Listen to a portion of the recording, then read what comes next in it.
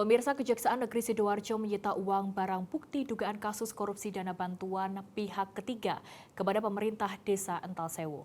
Uang yang disita hanya sebagian dari total korupsi bernilai 3,6 miliar rupiah. Uang berjumlah 951 juta rupiah ini sebelumnya dikembalikan sejumlah pihak yang dipercaya tersangka untuk menerima transferan uang bantuan pihak ketiga atau uang CSR bernilai 3,6 miliar rupiah tahun 2022 dari PT Cahaya Fajar Abadi Tama sebagai pengembang perumahan Citra Garden. Uang bantuan seharusnya digunakan untuk dana pembangunan di Desa Entalsewu, namun ternyata tidak digunakan dengan semestinya.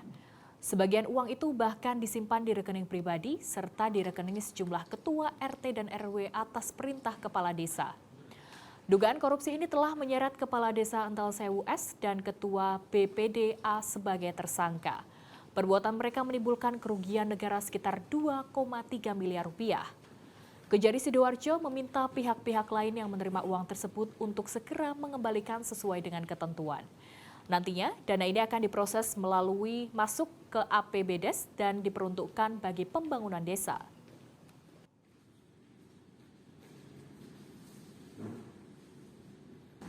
Dikuasai secara pribadi di rekening pribadi milik beberapa orang.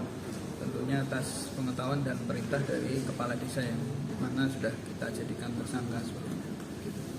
Sisa yang lain sudah dipergunakan, ada beberapa penuntukan memang yang sudah dipergunakan. Jadi per hari ini kami baru bisa menyelamatkan atau mengambil uang senilai 951.500.000 rupiah. Seorang kepala desa di Kabupaten Nganjuk ditetapkan sebagai tersangka atas dugaan korupsi dana desa senilai 1 miliar rupiah. Tersangka melakukan korupsi dana desa dengan modus membuat laporan fiktif.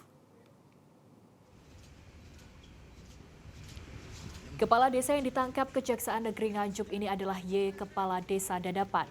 Tersangka langsung digelandang petugas ke mobil tahanan untuk dibawa menuju lembaga permasyarakatan setempat.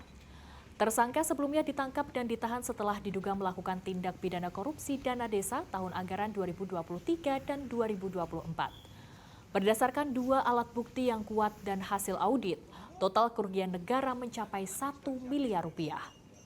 Modus yang dilakukan tersangka adalah dengan membuat surat pertanggungjawaban fiktif lengkap dengan nota-nota dan stempel palsu. Setiap proyek yang dikerjakan baik fisik maupun non-fisik rata-rata tidak terlaksana sepenuhnya. Tersangka juga telah menyalahgunakan wewenang karena setiap proses pencairan dana desa, uangnya selalu dikuasai dan tidak sepenuhnya disalurkan untuk pelaksanaan kegiatan.